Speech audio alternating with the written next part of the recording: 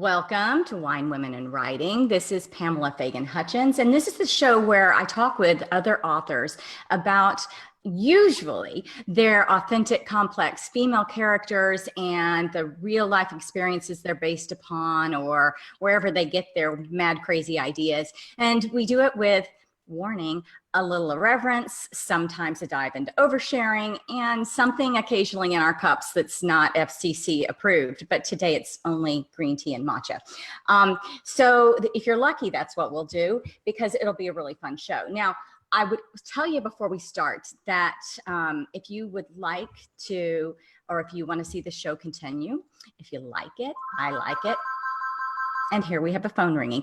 And if you like this show, which is obviously home-based, then you can go out to my website, PamelaFaganHutchins.com. You can see past and future episodes. You can see the books and the authors that I'm going to have on the show and read along and be ready to participate. You can also, if you'd like, at that super link, make a pledge to continue the show, no matter how small. And if you do, I'm going to give you a shout out. So this week, the shout out and the thanks goes to Alea and Brianna. So thanks you guys for supporting the show.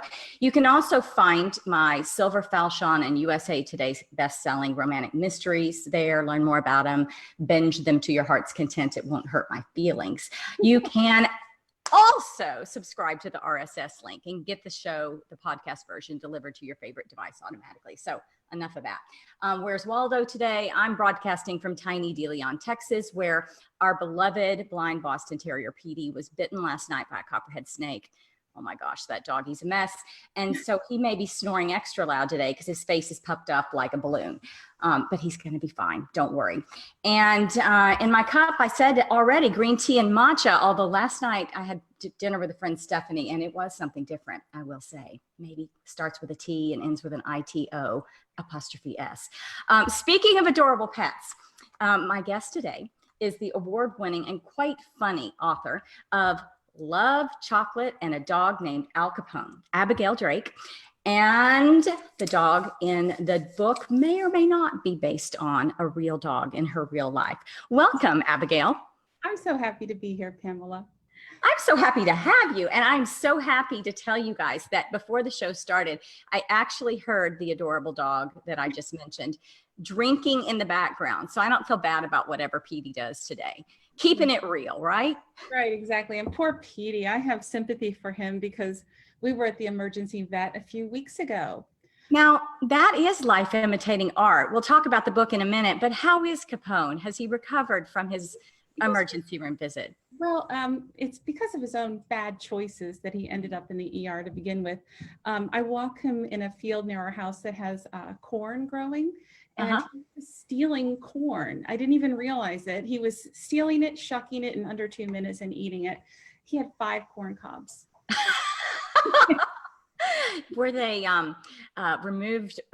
Did they come out organically, or did it require medical intervention? It was surgery, like an incision all the way down his stomach, and his intestine was twisted. It was horrible. And then the repercussions were the way the incision cut, it went down to his private area a little bit and it was swollen. See, he was going to the bathroom sideways. I shouldn't laugh. This is terrible. I mean, a twisted intestine, but I've read the book. And because of that, I'm conditioned to laugh at anything this dog does. So, and I bet that was not a free visit to the emergency. No, it was about $1,000 per corn cob to get it out. One thing that I'm doing is after I pay Capone's vet expenses, I am donating a portion of my book sales to the emergency vet that we used, because while I was there, I saw so many people who had tragic stories, who had animals that needed care, but they couldn't afford to pay for it. So that's one thing that's really important to my husband and I to do, is to donate something to them. We're even thinking about like going in incognito and just randomly paying somebody's bill.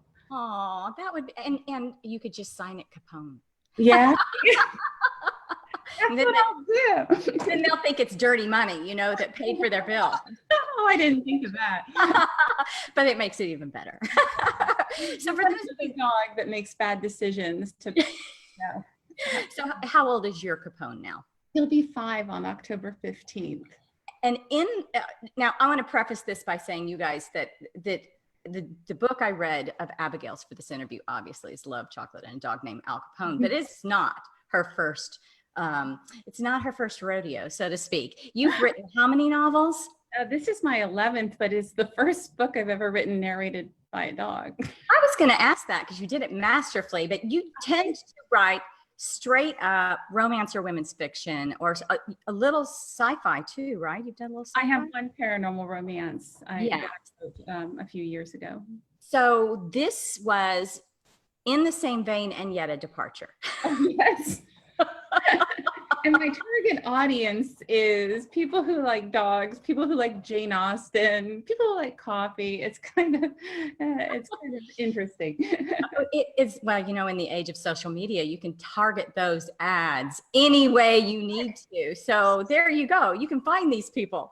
Well, you got me on all counts because I really enjoyed it. And I find myself to be a pretty harsh critic of books because I read so much for the show, for manuscript critiques, and you know, it's gotten where none of it's for my own enjoyment. And I literally, you guys, with this book, I was laughing out loud, and I was calling Eric over and reading passages to him, and he's like, "What are you laughing so hard about?" I'm like, "I'm gonna pee." Really funny. So we've been teasing about it. Tell us a little bit about the book, if you will. Well, it's a love story told from the perspective of a Labrador retriever, because why not? And people have asked me about the heat level of it, and I'm like, it's told by a dog. I'm not get into detail about it. No heat. Completely appropriate for anybody. Yeah, that would be bizarre. But the way it started, he's licking my toes right now as we speak. The way it started is because I started a Facebook page kind of by accident. My nieces live overseas in Istanbul, Turkey. And so they wanted to see pictures of the puppy every day. And I thought that might be annoying for the people who follow my regular Facebook page. So I just created a Facebook page for them. And every day I would post a picture and a little story about what ridiculous thing the dog did the day before. Yeah. And it was just for them. But then I noticed other people in my family were reading it, and friends, and then like people in Iceland were reading it. So Capone gets about 10,000 hits a week. It's crazy. But he has a fan club. So I thought, for those people, I wanted to write a book from his perspective. I didn't intend to write a women's fiction rom-com novel from That's what happened. It's almost a romantic mystery too. I mean, it really hits all, it's almost a little cozy. So, you know, I really enjoyed that it was a full-fledged book. It was a well-plotted, well-thought-out book with really cute hooks besides the dog. So I was really impressed because there's some CRAP written in pet point of view out there. I'm warning you guys, this book was hilarious. It's doggy do. It's a doggy do, baby. I love that. By the way, I was trying to think about what the name of the show should be today. Occasionally I have male protagonists on. No, not dogs, but male protagonists on. So then I'll say, okay, instead of Wine, Women, and Writing, today we'll call it Mezcal, Men, and Mystery. But what do you call it when it's a dog? Okay, so the best I could come up with was, hold on, where did I write this down? It was Pond Water, Puppies, and Pulp Fiction. That's the best I could do. So if you come up with something better, let me know. But that's what we're going with today. That sounds good to me. So before we talk about the book anymore, we're running a surprise contest today. For those of you that are watching the show, you're going to get 2 chances to enter. And the way that you enter is Abigail's going to tell you what the question is, and you're going to answer it in the comments, but it has to be on my Pamela Fagan Hutchins author original Facebook Live post, and it has to be done before midnight on September 11th. Okay, because that's the day we the show. You may be hearing this podcast, maybe seeing this on YouTube. You're no longer eligible to participate. The early bird does get the worm. So Abigail, what's their first way to enter this contest to get a copy of your adorable book? Well, the first way I think should be to share a picture of their pet. And if you can share them doing something ridiculous, that's even better. And if you don't have a pet, then just share a funny pet meme or a dog or cat meme that you found amusing. There you go, guys. So that's your first chance. There'll be another one before the end of the show. So you have an 2 chances to win a copy of the book. If you're in the US, then you can get a paperback copy. If you're international to Abigail, then you will get an ebook copy, right? Okay, so back to the good stuff. So not only is this book semi-autobiographical for Capone. Yes, it is. You pulled from real stupid things he's done? Yeah, 100%. Like, most of the scenes that you may have laughed at when you read it were probably actually things that had happened. And they maybe aren't so funny at the moment they happen, because some of these sound like corn cobs, you know, like expensive or embarrassing or whatever, but they are hilarious. Well, just today, for example, what I posted today on my Capone page, yesterday I decided to go out and get the mail. So I let him out the front door, not realizing the FedEx man was walking up my driveway with a big heavy box. And the FedEx man is Capone's favorite person in the whole wide world. So he was so excited. But the FedEx man, unfortunately, had been eating his sandwich in the truck, and he dropped some ketchup on his like private area. And so Capone is licking him like crazy, and the man holding a box and holding a scanner and like trying to keep my 80-pound dog away from his crotch. Oh my goodness. So that's just like, I think all dogs do stuff like that. And I think that's why people can relate to my Facebook page and also to the book. Also, that does affect the heat rating, I've got to say. Oops, sorry. Yeah. Woo! I'm getting hot and bothered. Anyway, yeah, I do think that people really can relate to the funny things that the pets do. And you made it fun too, because, you know, who doesn't love Jane Austen? Who doesn't love a bookstore? Who doesn't love romance and a little mystery? But speaking of the autobiographical, can't speak this morning, autobiographical elements in the book, am I correct that the setting of the town has special meaning and value to you as well? Well, it does, because it's in Beaver, Pennsylvania, and that's where we live. Yes, it's in Beaver County, next to the Beaver River, next to Beaver Falls, Big Beaver, Little Beaver, Western Beaver. I'm almost said something about the heat rating again, but I'm just going to stop. We do have a beaver diving team. Okay, I am going to wet my pants. This is worse than the book. Okay, so have you ever set books in your hometown before? I have a series that's set in Pittsburgh, which is not very far away from Beaver, and that's called Southside Stories, and that's a series of women's fiction with magical realism elements to it. I'll have to check those out. Those are stories after my own heart.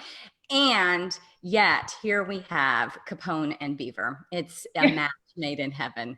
Yes, it is, and many of the shops and places I mentioned in the book actually exist.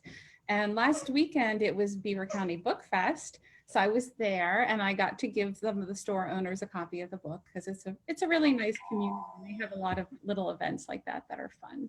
That is awesome. The town that, well, my husband and I have houses in a couple of little towns just to keep it really confusing. But one of them's 500, one's 350, and another one of them is 2,100. So Beaver, I actually looked up before we got online, because I thought that sounds like a tiny town, and it is pretty tiny, but yet it is huge by the standards of our tiny little town. What, it's less than 5,000. Yeah, exactly. It's east versus west, you know, I think. Well, now you're in Texas, so yes. Truly. So of all your books, taking a step back from just the beloved Love Chocolate, Al Capone, but do you have a favorite of all your books? Oh my gosh, this is like Sophie's choice. Like, which kid do I put on the train? Absolutely. Actually, Capone has been a fun book to write. It was a difficult book to write because it's really hard to stay in that point of view, to put your mind into a Labrador, but I was really proud when it was finished. Yeah. The other book I'm really proud of is one that came out in June called The Hocus Pocus Magic Shop, because my main character is a chemistry PhD candidate named Grace, and I am not a science person.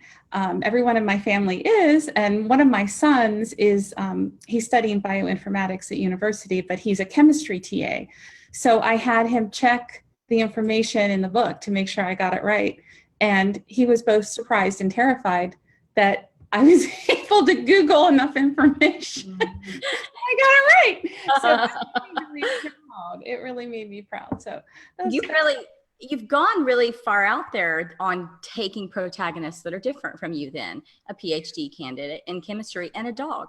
I mean, it's just, you know, you'd be great at writing, you know, other worlds and stuff because you have this ability to step completely outside yourself.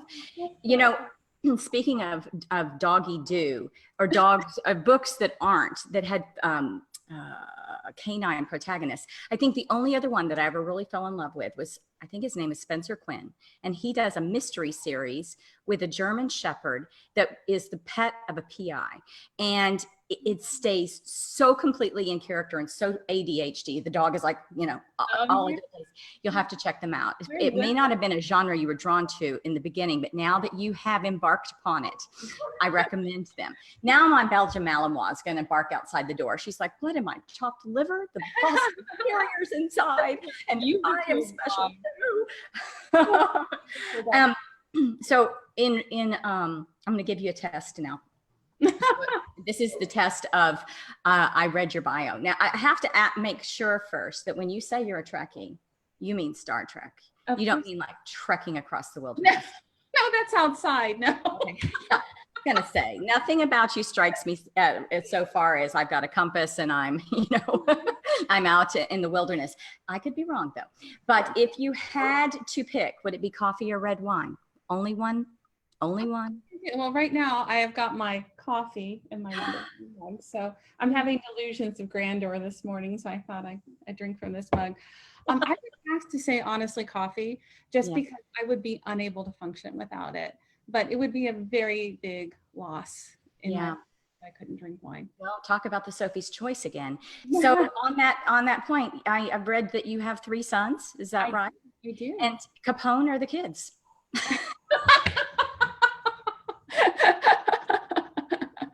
Well, let me think about that.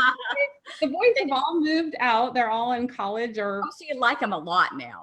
Yeah. So I really enjoy them now that they're not here all the time. I have to choose my children. Don't let the dog hear that. They don't eat corn cobs. That's a start, you know? No, they do other things, but yeah. They do. Yes. And so the last one is, I read that you're a book hoarder. So if you had to choose between your hoard of books or say a collection of Star Trek original episodes, which would it be? It would be books. I couldn't give up my book for anything. Although that would be a loss as well, because I do have a lot of like little collection. You go to conventions? You go to the conventions? I haven't, but I need to. And I almost went to a furry convention by accident, but my son said, "Mom, you can't do that." And I'm like, that is so cool. I want to go see where all these squirrels and foxes and stuff are walking to, but well, you should go to one of the Comic Cons, you know, then you get a little of all of it, and you know they usually have really good literary tracks. So I did go to a sci-fi conference once, and I realized at that point that I thought I was really nerdy until I went to that conference, and then I realized I'm not even the tip of the iceberg. I mean, everybody there was like a physicist or something. And they do all the cosplay now, which is fun, and yet I'm a little introverted. I know it doesn't seem like it when I'm on my show, but I'm a hermit. And to get in a costume and saying, "Look at my costume," it's just like, I did win a contest there for best costume in the hallway, but I wasn't actually wearing a costume. You're kidding. No, I have a skirt. It's a Constellation skirt and has lights in it. It has like a battery pack and it like flickers twinkle lights. And I just wore it because I thought sci-fi, but I actually wear that skirt sometimes just for the heck of it. And I won a prize. That's totally awesome. And I bet people were wildly jealous because they like, you know, get their suits custom made and they have on all this hair up to here and makeup. And you're like, I wear this every day. Yeah. This is me. I'm like, please light up. What's the problem with that? Okay, so when I saw your profile picture, speaking of original dressing and portraying Wonder Woman. I literally saw that picture and I thought, Holly Hunter, Miss Firecracker. Do you know the, you know the movie? No. It's a movie where she's got the beautiful long wavy hair like you have. And and I love crazy long hair. Yeah. Beautiful. And I love Holly Hunter, but it's a movie where she's decided she's going to enter a beauty pageant, and she has designed these beautiful sequined costumes. And I looked at the picture and I'm like, that is red, white, and blue sequins across your chest. And you've got that wonderful Wonder Woman, Holly Hunter hair, you know, long and wavy. Firecracker. So anyway, there's another. That was actually a Halloween costume, and I took that picture before we went out. My husband went as Austin Powers. I went as a go-go dancer. So I had red boots on, and yeah, it was really fun. Hey, it is totally the vibe I was getting, because it's a little bit historical, the movie. So anyway, you were Miss Firecracker to me. Yeah, I'm gonna go with that from now on. She's always so funny, to me. So did you have a previous life before you were a writer, or a current life where you were something else other than a writer? Well, I have both kind of. I studied Japanese and economics in university, which that's probably the least useful thing I could possibly study for Beaver, Pennsylvania, because the only diversity here is height and weight. There's no there's no diversity. But I was able to live in Japan and work in Japan for 3 years, and I met my husband there. Yes, it's very cool. And he's from Istanbul. So we lived in Istanbul for 3 years after that. So I speak Turkish too, but most of my career was import, export, or teaching English as a second language. Now I write full time, which is awesome. But I'm also a member of the school board. Your kids have graduated. You're such a good person. Yeah. And I teach writing classes for children at our local library. So that's fun. Also, one more thing, on Capone's page, every week on Tuesday and Thursday, we talk about a pet that's up for adoption at our local shelter. And we share the story from the pet's perspective, just to kind of make them seem like a person. And so far, 95% of the pets have been adopted. And yesterday I posted about a dog, and I thought, oh, this poor dog, Jackie, she's not going to get adopted. She got adopted that afternoon. So I'm so happy. Yeah. So basically, okay, now I'm starting to hate her. She donates to her vet to cover people's vet bills, and she helps dogs get adopted, and she teaches kids for fun. You know, you are Wonder Woman. Get my mug. Here I am. No, that is super, super cool. And on top of that, she's giving away a book today. So let's have people enter the contest again. Remember, you have to leave the comment on my Pamela Fagan Hutchins author Facebook page, original post on September 11th, okay, for this show. And your first entry was, what was the first entry? It was picture of a pet? Picture of a pet. Or a cute pet meme. Mm-hmm. Right.